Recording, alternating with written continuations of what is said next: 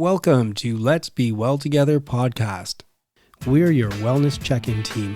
We talk about different categories of wellness and seeking balance between them. It all stems from my book, Accidentally Well.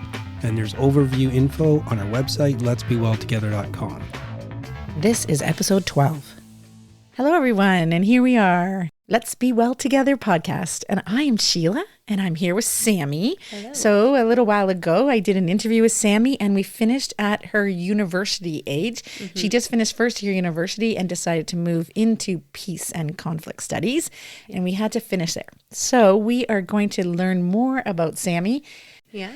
So do you want to talk at all about university, or did it... Yeah. Any funny stories? Yeah. Oh, man. She's at the University of Waterloo. The University of Waterloo. Lots of funny stories. Did you stay at home or did you stay in residence? I stayed at home. Okay. Yeah. Stayed at home. Saved a lot of money. Yeah. Yeah. I didn't move out until my final year. Okay. And I moved in with some friends. Lived in an apartment uptown Waterloo. Because that's an experience in itself. Yeah. Yeah. And I was like, you know what? I got to do it. Yeah. And I was working a lot and I had saved up a lot of money and I was like, I can do that. Like I was working at the Duke. So, you know. That's a restaurant in downtown Waterloo. Yeah. Yeah. The Duke of Wellington. Duke of Wellington. And I would make a lot of tips. So I would basically just put aside those tips and just give them to my friend who, like, he was in charge of paying the rent. Oh, okay. So, you know, you make enough. So I was like, yeah, I can do that. I can have that experience. But yeah, Waterloo was an amazing experience for me. You know, I can only speak on my own experiences. Not everybody has the same experience, right? But for me, I met some really amazing people. And one thing I loved about Waterloo was I met people and I became friends with people that I probably wouldn't have in high school. Different people from different programs, like computer science people and engineers and also other arts people. Oh, that's interesting. Because you think when you stay with your program that you make friends with people in that program. Yeah. So how did you meet all these people? Yeah. I made a really good friend. Like I still consider her my best friend in like my first day of University of Waterloo.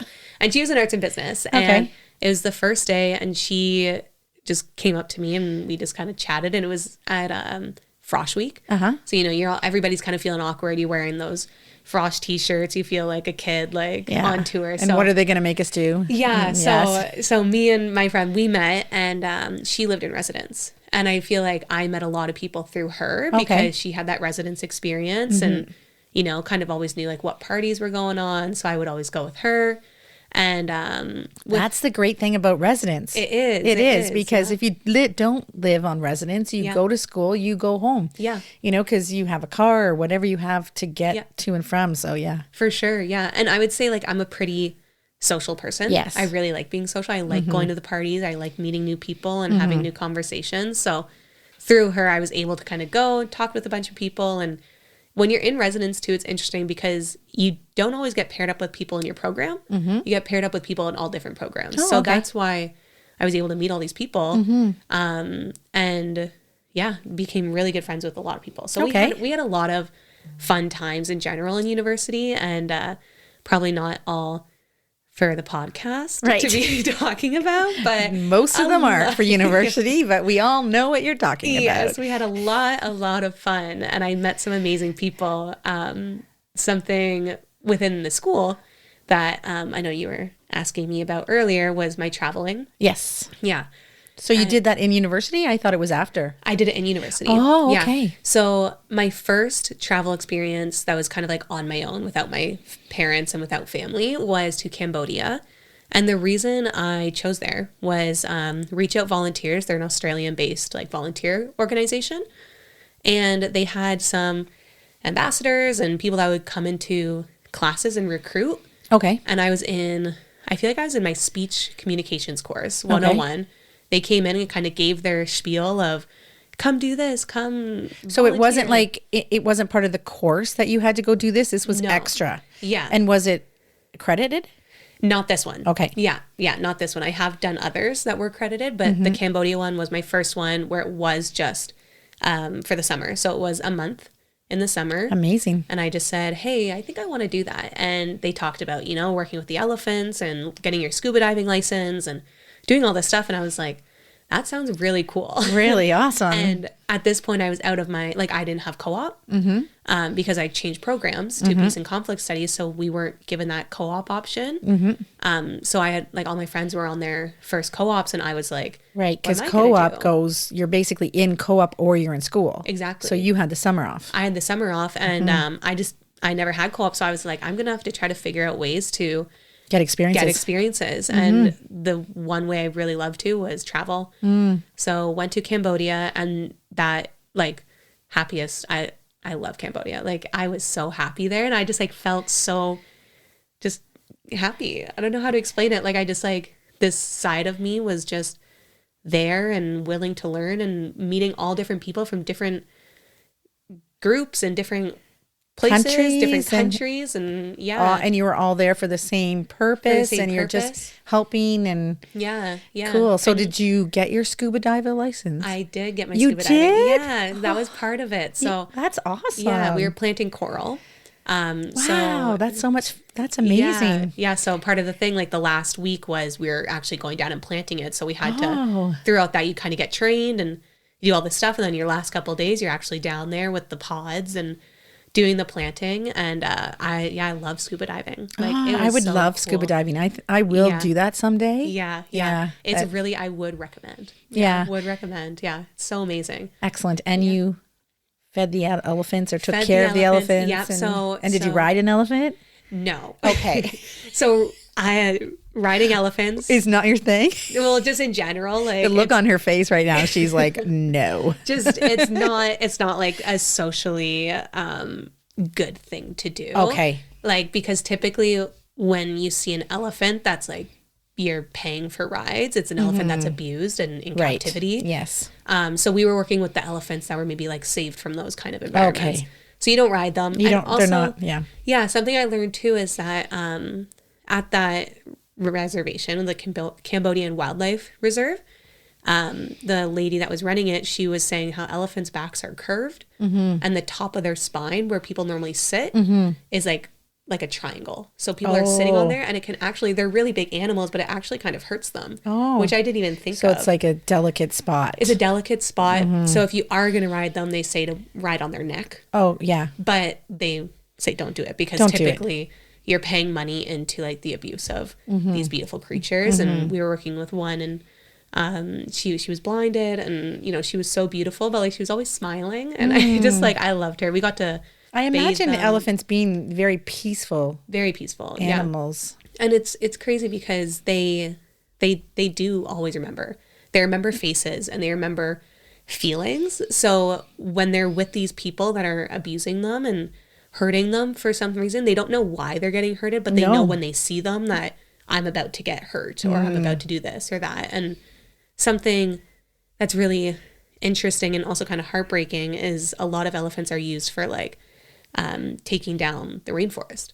So they're used to bring down the machines and take down all the forests. Because they're so strong. Because they're so strong.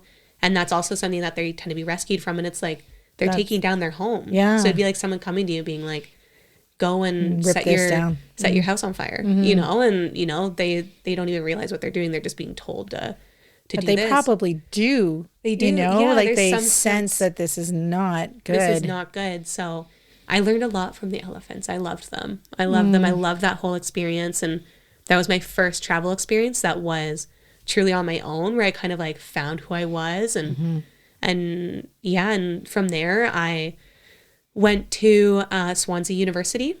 Oh, right. For a term. So that was later on.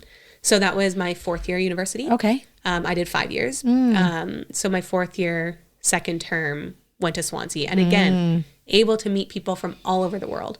People from Australia were studying there, the US. And same conflict, peace and conflict? Same? No. Oh. Yeah, different. Because this was more through University of Waterloo, you can do a term abroad. And you basically just go and you pick your own courses that can match with mine. So peace and conflict studies, I'd have to look at Swansea's course codes and be like, what kind of can be considered into, but everybody I met wasn't studying that. I actually met a lot of people that were in, like, sciences, some in business, some in history, some in English, some just local. So, like, people from the UK that are there for their entire university that are just there for their own courses, environment. So that was really amazing. And my last trip within university was India. And that's the one that I did. It was a travel course through Peace and Conflict Studies. And that's where I was able to get a credit for it. Oh, great. Which was really amazing too. So how long were you there for? I was in India for 2 weeks. Okay. Yeah, went with Operations Groundswell, who is a Toronto-based company. Okay. And they're really cool because they work with organizations, local organizations within the country. Okay. Where some volunteer companies will come into a place and be like, I know what you need a school. Right. Because that's what we have. Mm-hmm. Versus they would be like, hey, I know you're a local nonprofit within the area. How can we help? Mm-hmm. So we would work with companies or organizations like Waste Warriors, where we would hike up the Himalayas, and as we were doing that, picking up garbage. Great. So it's something they did like every day, and we would just kind of join them and do that. So they were a really cool. So you did that? way. You hiked? Yeah. Because I did that too. Yeah. I didn't get as high up as you. Yes, because I always tell people that I've never been so cold in my life. Yeah. Oh my gosh. Oh my goodness. Because there was no insulation. Like we did stay in a hut. Yeah. But there was no insulation in the hut. Yeah. So I think it just kept the cold in. Like that's how it felt anyways. Yeah. It was so cold. So we hiked up, stayed up there for one night. And we hiked up to, I can't even remember, like base camp? Yeah, I can't remember what base it was, but when we looked out front, we saw Everest. Yeah, so beautiful. And it was like waking up to that, I was like, oh my goodness, that looks like a postcard. Oh, it was so beautiful. Yeah, so and the beautiful. air smelled so good. It was quite the... But that was something I was surprised about with India, is that when I was in Dharamsala, it was really cold. I was like, why am I cold in India? Like I was in Rishikesh at first, and I was very hot. And then going from there to the other side, I was I should have bought sweatpants. Like, I did. Like they told us what to bring, and I brought a winter coat. I brought my mitts, but I'm like, I'm from Canada. Yeah, like no way. They have no idea what cold is. Yeah. They do. They do. They really do. I layered up, slept in my sleeping bag. Like we're lucky here. We have, the insulation and the housing, you know, it's, so. Oh, cool. So yes, that was a lot. Yeah. But yeah, I got to travel a lot through university, and I'm very lucky. Yes, that's really great. Yeah. Well, thanks for sharing. Thank you for asking. Guests are giving their time,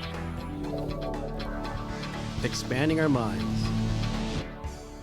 Today's interview is in the area of artistic wellness, and my guest is Alexander MacFarlane, but he uses Sandy Mac instead of Alex in comedy.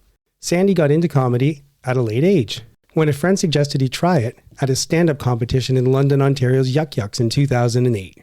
Sandy surprised everyone, probably including himself, by winning and being invited back to open the Yuck headliners that weekend. After years of traveling for comedy, Alex started producing shows in our stomping ground, Kitchener-Waterloo, and Rusty Nail Comedy was born. Rusty Nail produces comedy shows all over Southern Ontario, but mainly in venues throughout the Waterloo region. In August 2020, it found a home at the Crazy Canuck in downtown Kitchener. Every Friday and Saturday night, the Crazy Canuck turns into Rusty Nail Comedy Club, Waterloo region's only comedy club. Rusty Nail's philosophy is comedy will save the world. Sandy was raised in Kitchener and currently lives in Waterloo. He's married 3 years to Lynn McDonald, has a sister Jennifer. His mom lives in Inner Kip, Ontario, and Alex lost his dad in 2019. Sheila and I are Crazy Canuck regulars. We were so happy to see Rusty Nail set up shop there. It's a great match, and we've been to a number of shows. We love the experience. So I'm really happy to be sitting here with Sandy Mac in my house, a comedian here to talk about the amazing form of art, stand-up comedy. So welcome, Sandy. Thank you very much. Pleasure to be here. Okay, so I mentioned before that on our show, we don't ask guests to speak for a group, so don't think that you're speaking for all comedians. I'm not asking you to do that. But one of the things we wanted to talk about, something you mentioned after one of the shows, was a connection between mental health and comedy. Mm-hmm. So there's a whole bunch of sides to the art I'd love to explore. But for today, maybe you can just tell us in our own words how you connect mental health and stand-up comedy. Yeah, it's... appreciate you calling it an art form, first of all. And I'm serious when I say that. I don't think a lot of people would think that way. I think we don't get lumped into the artistic community like painters or sculptors or even playwrights do. But It's funny. As far as the mental health part goes, again, definitely not going to speak for all comedians, but I know for me, it's an outlet. Right. And it's a big outlet. Like it's a lot of comedians, not me, I will say it's not me, but a lot of comedian friends I know have some trauma in their life from the past that's manifests itself in the comedy. They use it as an outlet to really get some of that emotions out of them. Comedians very regularly use comedy as a defense mechanism when it comes to emotional things. It's almost like going to a therapist when you get up on stage. You mean from your experience being on stage? Yeah, for me, for sure. It's, you're writing your jokes and you're only good when you tell jokes about what you know, right? About your life and the things that happen in your life. So when you get up on stage, that's when you can dump some of that stuff, right? It's got to be funny because that's what you're there. You have a job to do too, but that's where a lot of my mental health awareness comes from, to be honest with you. When I'm writing, I can feel what emotions are, if that week I'm more anxious or angry or in a better mood. I can really tell through my writing. And even if those jokes or those writings never make it to stage, it helped me. It's interesting because from my perspective, so I think of stand-up comedians as pretty brave because I think, well, can I do it? I mean, I'd like to think I'm funny sometimes, but to actually be able to sit down and write jokes and then perform them and get laughs. So I guess what I'm finding a little counterintuitive is putting so much pressure on yourself. To me, it would be so much pressure, and yet it's a form of therapy in a way. So it's just fascinating that you can, put yourself under that light. Yeah. Try stuff that may or may not work and still find a way to outlet. Yeah. That's a very good point. I know I do, and I can speak for other comedians. I use self-deprecating humor sometimes. That really puts the spotlight on me. Yeah, you're right. It's still, I think it's still people's number one fear. I don't know if that's changed since the pandemic, but I'm guessing like public speaking used to be the number one fear for people, like more than getting burned alive. It was like, well, I guess it's crazy, but that's part of the therapy too. Now I full out called it therapy, but that's part of it too, to break through that wall and really perform in front of people helps with all that as well. But I do want to be clear. There are times I get to a show and if somebody said to me, I'll give you $100 to leave right now and not perform, there's definitely been a lot of times I say, sounds good. So it's tough to actually get up on the stage a lot of nights. Very hard. Yeah. And just to switch gears a bit. So let's say, okay, you're telling something self-deprecating, but for whatever reason, it's feeling good just to get it out, especially in front of people. And then the interaction with the crowd, the interaction with the people. So again, like what I would be afraid of, it's one thing to do public speaking. I'm comfortable doing that. But if someone said, John, make those people laugh, I would be very afraid. So, but anyway, what's the interaction like with the crowd and how do you feed off the crowd? Well, they're everything. Right. They're everything. So you got to own it too. If it's not going well, own it. I've said everything from, well, that was funny when I was in the shower by myself this morning, but right. Apparently it's not. So, it might be tomorrow. Right. Different crowd. That has happened. I've done the exact same thing one night and crickets. The next night, the exact same jokes and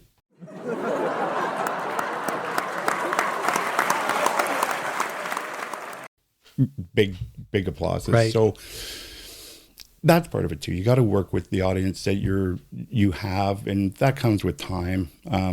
I've been doing it for over 10 years now, and I don't know if I'm there yet. Right. It really does change. In the first 3 to 5 years, you're really trying to find your voice, right? And what kind of comedian you are. And some comedians don't interact with the crowd really at all. A lot of them really love that part of it. You can tell when something isn't, if it's self-deprecating and it's getting to the point where you're really basically just insulting yourself, you can feel the audience kind of be like, that was funny, but move on, because now we feel bad for you. We feel bad that you're hurting yourself up there. But yeah, it's something that comes with time to, you get that, you start getting that reaction, and then you can flow with it a bit better. But in the first couple of years, you're pretty scripted on what you're doing, and the audience doesn't take you away from that too much. So do you, for example, I'm sure each show is different, but like for maybe you have 3 or 4 kind of categories of jokes or things that are set up, and then you're going along and you kind of feel the audience, you feel, and you kind of say, oh, I was going to go here, but I'm going to go in this direction instead. For sure. That happens. You have to, and that's something, again, comes with time. My first 5, even 6, 7 years, I was pretty much scripted. I knew exactly what I was going to do. I didn't care who was out there. But then you get to the point where you're like, you know what, maybe that couple that's over 40, 50, they don't find smoking pot funny. Right. So, they would get marriage jokes, they would get stuff like that. So you start finding your voice and who your audience is as well. But if you want to be a comedian that can do every show, any kind of show, you really do have to adjust to who you're with. Now, a lot of times, the club you're going to go or the event you're going to do. So you have an idea what they're going to be like. But for you, for example, you're a host. So majority of the time. Yeah. Most of the times I go to the Canuck, and I've been there at least 3 or 4 times. Yes, thank you very much. You tend to be the host. Yeah, and everyone out there, you should go because it's fun. Thank you. But so if you're there all the time, that must be challenging too, though, because, people are seeing you regularly. You've got to come up with new stuff. You kind of know the audience, but they're different each time. Mm-hmm. What do you do there? You just do the best you can, play it by ear, and use your experience? Yeah. Well, if you've been there a few times, you've seen me that many times. I'm sure there was a couple times where I'm like, oh, that didn't work. Okay, moving on. I saw one that was good. And it was something like, you did say something like, gee, I thought that was pretty funny when I wrote it. It happens all the time. It actually was pretty funny. It's just for whatever reason we didn't laugh. And that happens a lot. I guess 2 different kind of things here. When I started Rusty Nail Comedy, when we started at the Canuck, I should say, I really, like Liam, an amazing guy, and we connected right away. Just so people who know, Liam is one of the people that runs the Crazy Canuck. One of the co-founders. Right. One of the co-founders. Yeah, co-owners. Great guy. And we found each other. It was a very serendipitous moment, right? The pandemic was really starting to hurt everybody. I mean, stupid thing to say, everybody was in it, but we were feeling it. And what I wanted to bring to it was to be the face of Rusty Nail Comedy. That's why I host so much. That's probably going to start changing a little bit, but I really wanted to be the face. And if you have seen me, when I get up, it's going to be maybe hard for people right now to understand, but when I get up on stage, I'm rah, thanks for being here. Let's do this. You ready to have a great night? So I really try and bring up the crowd. And as far as the jokes go, it has made me a better comedian because it's made me have to write more. As a host, I end it because it is every Friday and Saturday night. I do a lot more topical stuff.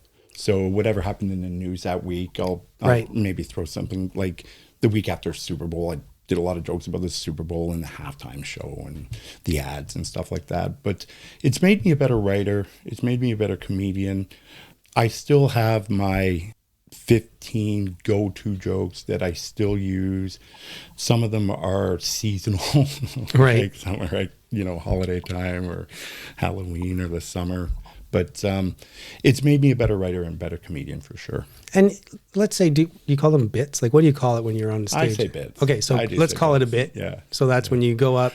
Some people say your little sketches. That's my sister. But so if you're on stage for 20 minutes, let's say, is that whole thing the bit, or is each joke a bit?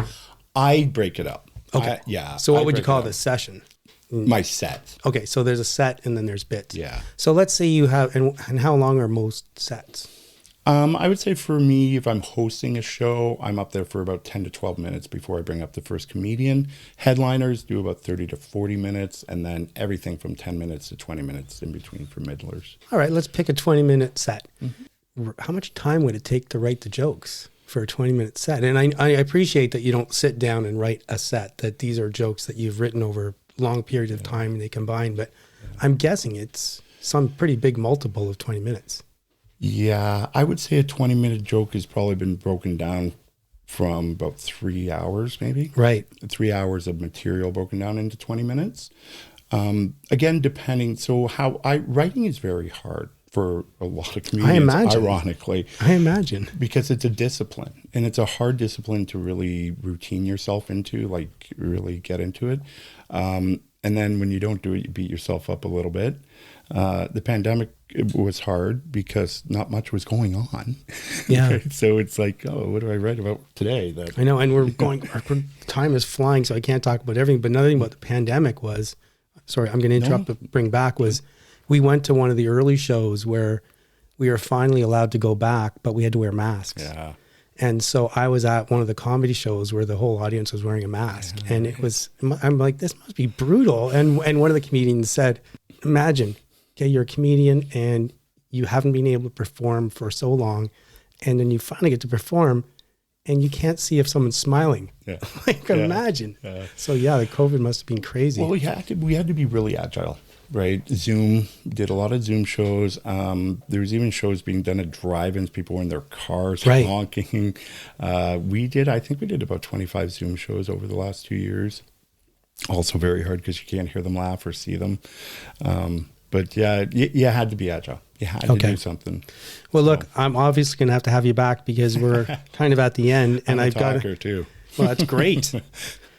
I'm just glad that I'm sitting here talking to you. So thank you. And so let me finish. I have a question to ask every guest. So our show is about wellness. Today we're talking about artistic wellness, and which is, by the way, something I don't tend to see if people look on wellness lists. You don't usually see art. I agree. And even if I'm going to say this very quickly. Yeah. I can't draw. I can't paint. I can't. I've done it in the last few years, and it's made me. You don't have to be an artist to use it for your mental health. You really don't. No, in fact, my co-host Sammy was talking about.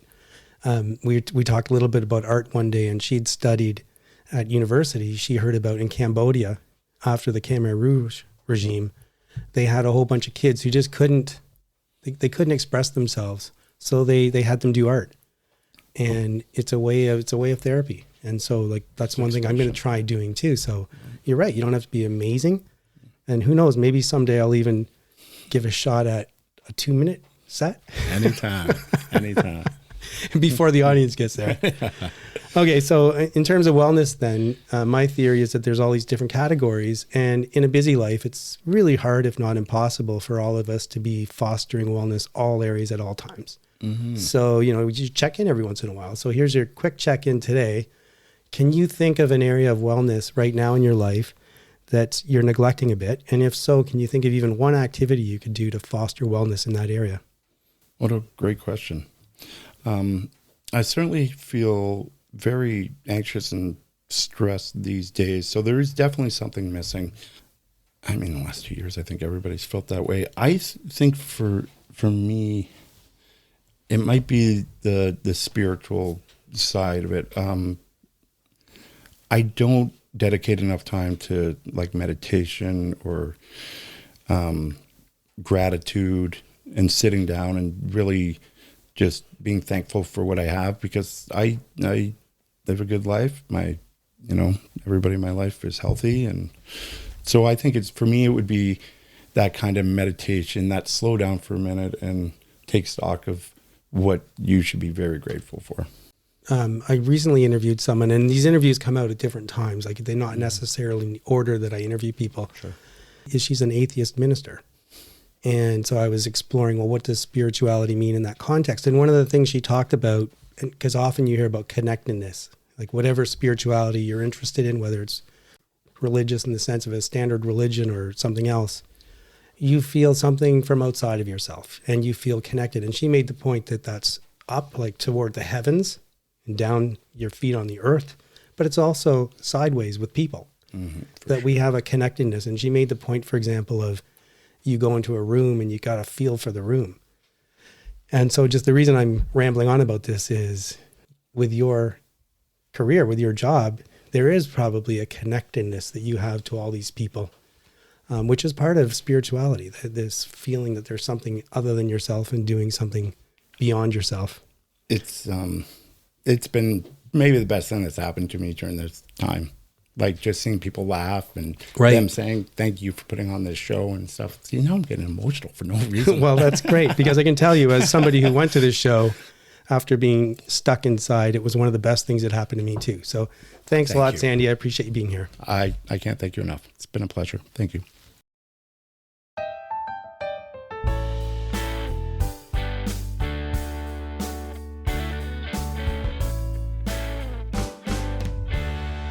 I'm Cameron, and welcome back to another installment of The Adventures of the Starving Artist.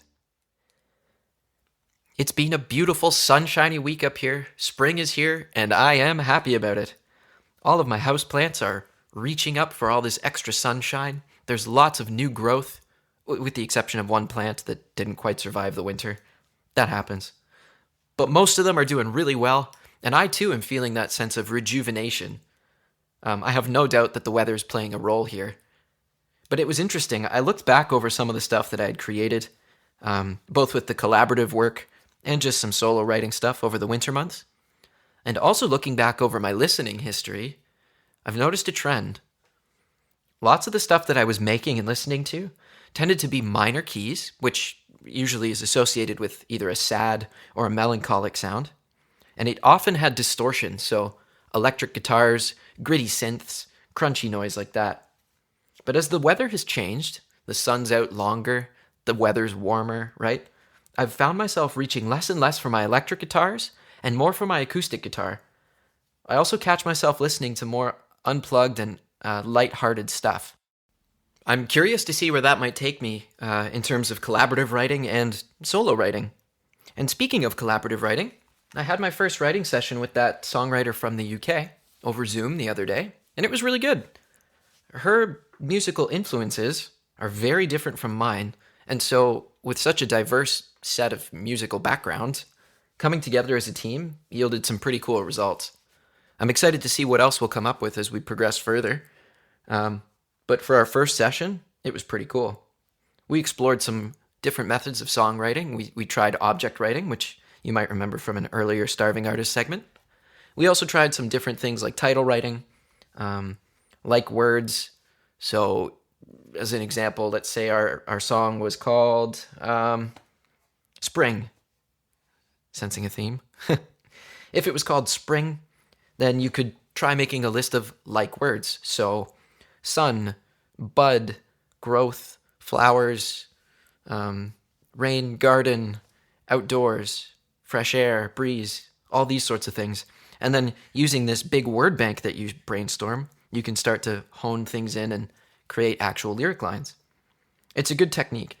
Can really get the creative juices flowing, get the ball rolling, all that good stuff. That's pretty well all I've got for you this week. In a nutshell, spring is sprung, my plants and I are happy about it, and my music taste is changing with the seasons. Go figure. I hope you enjoy the rest of your week, get a little sunshine in your life. Thank you so much for listening. I'm Cameron. This is The Starving Artist. Until next time.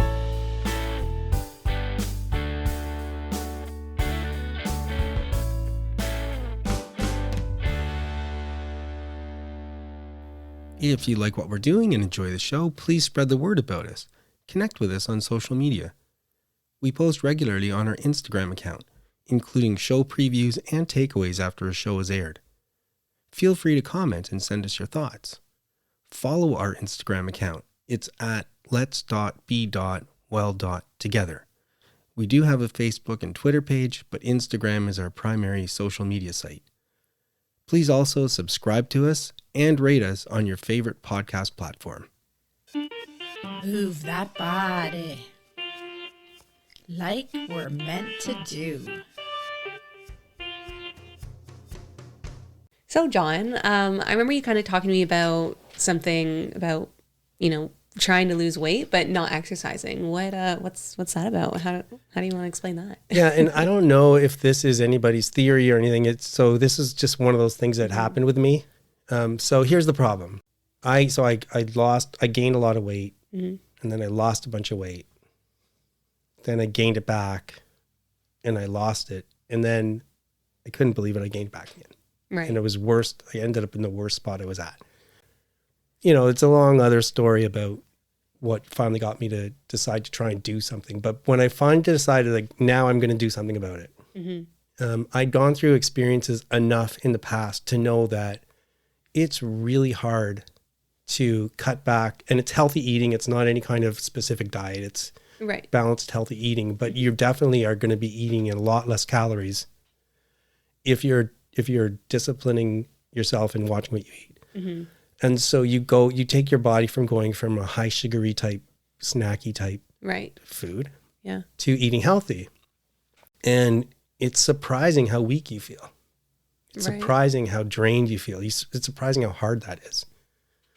If you say it out loud, everyone goes, of course it's hard. Yeah. Yeah. It's not so much like a lot of times people exercise, they go, I just went for a long run, so now I can eat a big sandwich with lots of carbs. Yeah. I was never really like that. I'd already learned that exercise doesn't allow me to eat more. Like the only way I could control my weight is by controlling what I eat, even if I exercise. But having said that, if I did exercise, you do have that little bit of, oh, I deserve a reward. Right. But more importantly, it was making it way harder for me to get through the tough times of the day. Yeah. So I kind of knew that had happened before. So the last time when I started watching what I ate and it worked, I thought, you know what? I like running. I like exercise, but it's going to make my chances of keeping my eating under control lower rather than higher. Right. So this time, you know, no diss to exercise, no diss to working out. No. But the gym's not the problem right now. I have to spend a couple or 3 months just watching what I eat. Yeah. And so I didn't exercise. And luckily, about 2 or 2.5, 3 months into it, I finally woke up a few times and thought, you know what? I'm okay now. Like I got through the tough phases, the weak phases. Right. Now it's kind of like a reward. I can reward myself by starting to get back into my running. So that's, even though it sounds counterintuitive, Yeah. I think was an important piece of the puzzle for me. And so for some people, I think they'll want to exercise right away. But if that hasn't worked for you, you know, maybe do try moderating what you eat for a few months. And then once you pass that really bad hump of feeling like drained and tingling all the time because you want to eat Yeah. and a little more energized, then you reward yourself by starting to do some workouts. Interesting. Yeah, no, that's cool. Because I definitely think I have an issue with that sometimes too when it comes to snacking. Like I love my chocolates. Right. I love like just anything, like especially dark chocolate almonds, Right. peanut butter cups. Like I love Reese. Yeah. So I definitely feel like I sometimes work out a lot and I'm like, I'm not seeing anything. So that's an interesting way to think of it. I feel like it's more of a mindset shift. Yeah. I mean, the bottom line, I hate to tell you, but the bottom line is you just can't snack. Like you just, Yeah. I mean, So unfortunate. you can't, like, sure, yes, you can have some to a degree, but you can't have the frame of mind that if you work out that you can Yeah. eat what you want. Go and- it yeah. just doesn't work. Like so, Yeah. I've had situations where I was, you know, eating this healthy diet and you can track, you know, because I often would track my weight too. It's very scientific. Like everything works. You can see it working on very scientifically based on what you consume and Right. what your weight is. And then I would run. Lots of times there in my running experience, I would regularly do a half marathon, like which to me is like nothing, right? Like I could just go and do a half marathon. Yeah, like right yeah. now, I could just go do that, Right. which sounds so bizarre Yeah. to the person I was 10 years ago. But Yeah. so I would go out, do a half marathon, and think, okay, well now I can have a sandwich, an extra sandwich, Right. and boom, like there would be weight, Yeah. a half marathon. Yeah. So then I realized, no, you just have to watch what you eat. Yeah. And you can't reward yourself Yeah. because you work out. Yeah. And I think a lot of people have that issue. And people always say that, like, you see the results from in the kitchen and not from in the gym. And Exactly. Yeah. So, And the other sad news for me, unfortunately, is so I have a sweet tooth and I cannot, like you could, if you could do it, you could have some chocolate once a week. yeah. It wouldn't matter. It's so difficult. Okay. I can't do that. Yeah. If I have chocolate, I want more chocolate Right. today.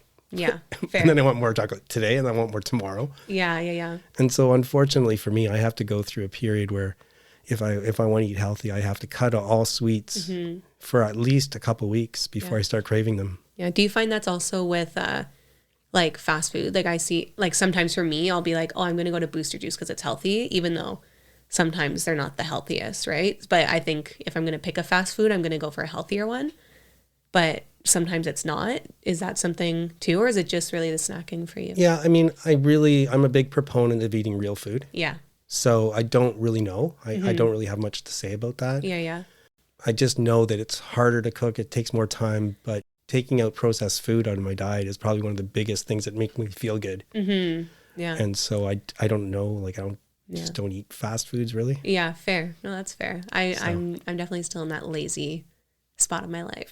Okay. It's hard to Yeah, make for food. sure. Yeah. But I would definitely look into the nutrition and see, I'm sure some of the stuff is good. Like I do go to places like McDonald's or Wendy's or whatever. Yeah. I do go there, but I get a salad.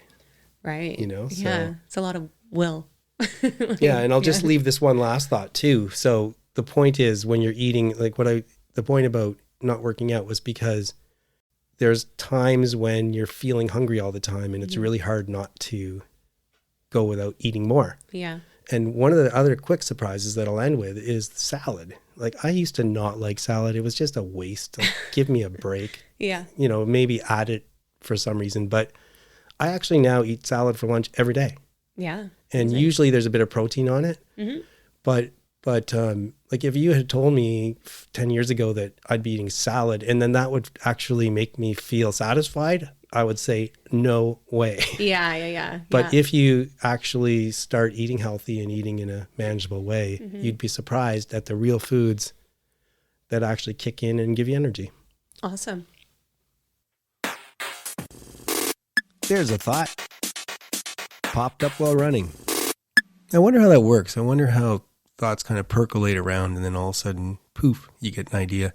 I used to work in Toronto and I lived in cities, 2 different cities at different times west of Toronto, and I would take a commuter train into work. And you'd often read or listen to music, do something, but it's also not unusual to kind of get into that kind of half asleep, half awake feeling where you almost start to meditate. And the thoughts just kind of sneak into your mind. They percolate a bit, and then all of a sudden, I came up with a solution to something I was thinking of. And that happens a lot while running too. So today's one that ended up turning into a project that lasted quite a while, I had kept reading in magazines and running magazines. I kept seeing kind of a repeating funny t-shirt type idea where it says, I'm not the mayor, but I run the city. Obviously in the context of running around the city as opposed to operating it. And I know our mayor, he's a pretty funny guy, Barry Verbanovic, and I thought he'd get a kick out of it if I asked him to take a picture and make a little t-shirt that said something like, I'm not the mayor, but I run the city, and I'm actually arm in arm with him. And then I kept running along, and all of a sudden it occurred to me, hey, I could run this city. Literally, I could run all the streets in this city. I had already had quite a few routes that covered, a good number of streets. So I got it in my head, I wonder if I can do this. So I ended up, yes, I know it's crazy. I ended up getting a big map and then marking off the streets I already ran. And then it was a bit complicated because Kitchener, Waterloo, they're essentially one city because they've grown together over time. And so who knows where the borders are between streets. Sometimes you don't even know you're crossing one to the other. So I had to figure out how to delineate the streets in Kitchener.